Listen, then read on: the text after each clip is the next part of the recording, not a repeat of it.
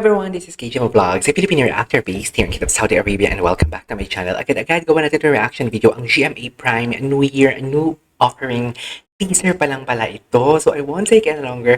I'm really excited to watch this. Hindi ko alam kung kailan to lalabas ang hindi siya teaser. Pero I'm excited kung ano ang ipapalabas nila ngayong 2025. Alam mo, feeling ko maraming magiging kapuso na talaga for today's video or for this year or next year after makita nila na parang na-dominate talaga last year and this year ng mga kapuso artist and GMA Picture itself, ang Metro Manila Film Festival. Kung sa film ang galing-galing nila, ano pa kaya sa something like sa mga offerings nila, no? And congratulations ha, kapuso, congratulations pati sa mga Sparkle artist, GMA artist, kasi grabe, history, back-to-back best picture. Parang, di ba? Parang, ang hirap nun, dear ha? Ang hirap nun na makuha mo or masungkit mo ang back-to-back best picture. Though may question lang ako doon na bakit hindi si Sir Zig Dulay or si Direk Zig Dulay ang nanalong best director kung ang kanyang pelikula ay best picture, should I say. Yun lang yung may mga, alam mo yung mga thoughts and opinions. So, titignan natin to ang GMA Prime New Year, New Offerings teaser. Itry nga natin kung kailan ipapalabas nila ang walang pinalabas na kung ano man. Kung kailan ipapalabas ang kanilang ang whole itself na GMA offerings talaga. But I'm really excited to watch the set, a full video. But this time, eto muna, teaser muna tayo. So basically, ano yung mga show nila? Ay, Lolong. Ay, alam mo, Lolong. Oh my God, congratulations as well.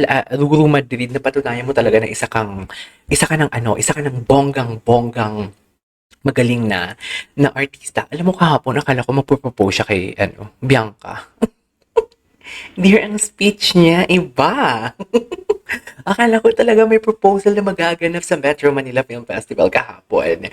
Kasi hinihintay ko talaga na alam mo yung pupuntahan niya, si Bianca, tapos luluhod siya. Parang ganun yung inaasahan ko kahapon. Pero, it's okay. Hindi naman kami nagmamadali, bro.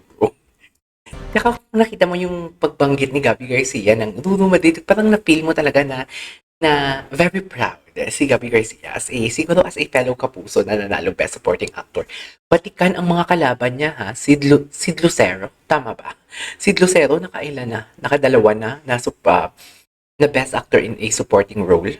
Just imagine that. Ruru Madrid. Kaya nila makipagsabayan. Anong pelikula ni ano yun? So, ang dami kong poses, pero ulitin natin mamaya to. Ay, si Dakila. Babalik sila. Parang feeling ko gagawin ko na talaga to ng reaction video, ang Lolong. Ay.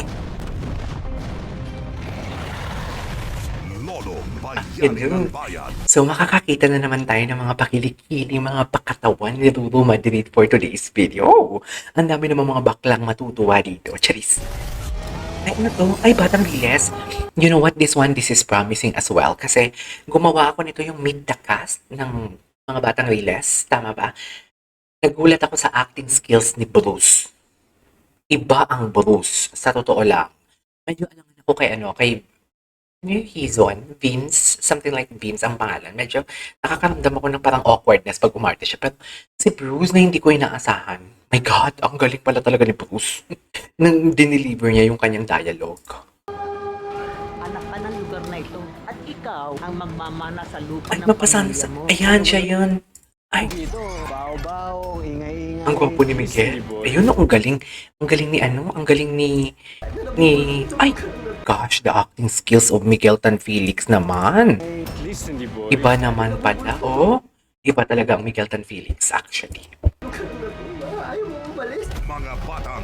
Mga batang Riles. Ay, ano to? Oh my God, sangre. Okay, ano ko na what you call this napagtanto ko na, should I say, na hindi pala siya Encantadia, kundi ano siya, sangre siya. Kasi last year gumawa ako ng reaction video, I kept saying na Encantadia, hindi pala siya Encantadia, sangre siya, iba siya. Ay, sino yun? Tubi? Si Tubi ba to? Encantadia Chronicles. Encantadia Chronicles, Sangre. Okay. Kulang na yun sa buhay ko. Pinanuan niyo po ng sobrang ang anak ko. Wait a minute, parang ang ganda ng ano nila, ang ganda ng positioning nila. Parang ang ganda ng, tingin, Encantadia Chronicles. ang ganda ng kanilang outfit. Okay. Yun sa buhay ko. Pinanuan niyo po ng sobrang ang anak ko. Ay, Mabubuhay na po. Harleen Budol. Prinsesa. Uy, ang promising nito. Prinsesa ng City Jail. Seta ng City Jail, ang ganda nito. Hello, Alin Ansay. Oh my God. Prinsesa Oh my God, Alin Ansay, totoo ba? ng City Jail. Yo, Charis. I'm a doctor. Sakit po. Di ba sinabi ko sa'yo na hindi ka pwedeng lumabas ng bahay? Hindi na tayo magkakahiwalay ulit. My dearest, parang ang ganda. Ay, parang ang ganda nun. Ay, ano to? Ilonggo girl? Ito yun. Ano to? Sana ano to? Panggabi to. Sa Iloilo nila to sinut. Ay, wala. Anong ginawa mo sa asawa ko? My Ilonggo Girl. Oh, Ilonggo girl pala. Ang leisure resort project dito po sa Darayla. Hindi niyo po kami mabubutol. Matagal na po namin na-taken to eh. Ay, parang ang ganda nito. Binibining Marikit. Binibining marikit. Yes, ko excited ako kay Dakila. A new dawn In of fairness. entertainment is In coming your fairness, way. it's promising. Ay, panghapon yung prinsesa ng City Jail. Huwag naman sana yung kay Jillian Ward panghapon. At sa gabi, So, sa Prime. Sa Prime ang kay Jillian Wards. this Oh is my God. Forever One Oh my with the God. Oh my God, this is really promising. This is promising. I can tell that this is promising. Ang ganda nito. Seriously. Alright, there you go guys. It is our for today's video. This is Keisha Vlogs and see you on my next vlog. Bye!